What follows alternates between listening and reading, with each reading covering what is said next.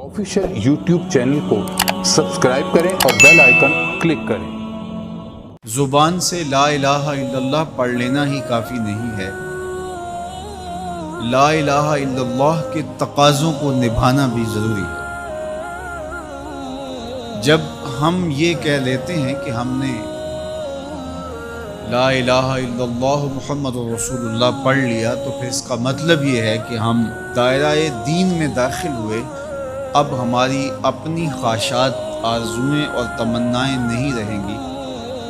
दीन जो हमें तलकीन करेगा वही हमारा तर्ज़ ज़िंदगी होगा। अगर कोई शख्स अल्लाह और उसके रसूल को मानता है लेकिन अल्लाह और उसके रसूल की नहीं मानता, तो फिर उसने मानने का हक़ ही अदा नहीं किया।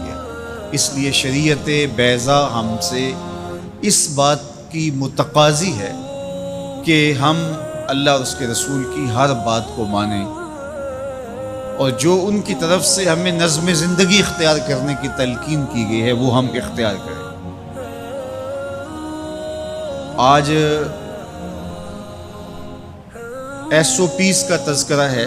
मुख्तलिफ शोबाए हयात में जब आप किसी भी दायरे में दाखिल होते हैं तो वहाँ के ज़वाबित को, वहाँ के कवानीन को फॉलो करना आपके ऊपर लाजिम होता है। आप शहरी हैं पाकिस्तान के, लेकिन आपको किसी मुल्क में सफ़र करना होता है, तो जितनी देर तक आप वहाँ रहते हैं तो आपको कवानीन उनके फॉलो करने होते हैं, उनके ज़वाबित के मुताबिक आपको वक्त गुजारना होता है। तो ये बात अच्छी तरह से जहन में रखिएगा कि इस्लाम सिर्फ़ एतक़ादात का नाम ही नहीं है, बल्कि ये हमारी मुकम्मल मुआशरती ज़िंदगी, हमारी मुकम्मल इक़्तिसादी ज़िंदगी, हमारी अखलाकी अक़दार, हमारी तक़वीम, हमारे रस्म व रवाज, तर्ज़ मुआशरत, एक एक चीज़ में इस्लाम कामिल, अकमल और मुकम्मल रहनुमाई देता है। तो जब हम ईमान की दौलत से माला माल हो गए तो फिर इस्लाम के दिए हुए ज़ाब्ते को हमें हरफ बहरफ पूरा करना पड़ेगा। तो जो शख्स इस्लाम के दिए गए उसूल व ज़वाबित के मुताबिक ज़िंदगी गुजारता है और साले आमाल उसकी ज़िंदगी का शियार बन जाता है, तो फिर अल्लाह उसको सिला क्या देता है।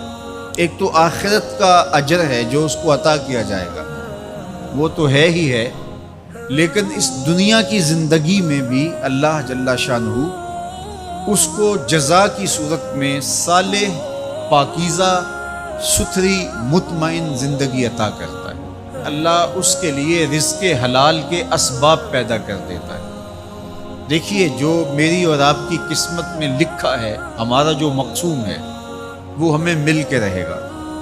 जब बच्चा शिक्मे मादर में 120 दिन का होता है, सही हदीस में आता है कि उसका रिज़्क़ भी लिख दिया जाता है, उसकी उम्र भी लिख दी जाती है, उसका शकी और सईद होना भी लिख दिया जाता है। ये लिख दिया गया है, कलम उठा लिया गया, स्याही खुश्क हो गई, मेरा और आपका लिखा हुआ मकदूर है, मकसूम है, वो हमें हर सूरत में मिल के रहेगा। लेकिन ये हमारा इख्तियार है कि हम उस लिखे हुए को, उस मकसूम को हासिल कैसे करते हैं। बज़रिया हलाल हासिल करते हैं या बज़रिया हराम हासिल करते हैं, तो ये इंसान पे छोड़ा गया है। लेकिन जो शख्स अच्छे आमाल के ज़रिए से अपने रब की रज़ा जोई में लगा रहता है, तो अल्लाह उसके मकसूम को उस तक हलाल ज़राए से पहुँचाता है, उसको इसकी तौफीक नसीब कर देता है कि वो हराम की तरफ नज़र भी उठा कर नहीं देखता और वो हलाल रिज़्क़ इख्तियार करता है। तो जो अच्छे आमाल करने लगता है, अल्लाह उसके लिए ऐसे राह कुशादा कर देता है कि उसको नेकी की तौफीक देता है और गुनाहों से उसको महफूज रखता है, उसके लिए असबाब मुहैया कर देता है। अल्लाह के महबूब अलैहिस्सलाम ने इरशाद फरमाया, इज़ा अरादल्लाहु बिअब्दिन खैरन अस्सलाहु, जब अल्लाह किसी शख्स की भलाई का इरादा करता है तो उसको शहद की तरह मीठा और मरगूब बना देता है। सहाबा ने पूछा یا رسول اللہ صلی اللہ علیہ وسلم وکیف الصلاح، اللہ اس کو کس طرح میٹھا کر دیتا ہے، کس طرح مرغوب بنا دیتا ہے؟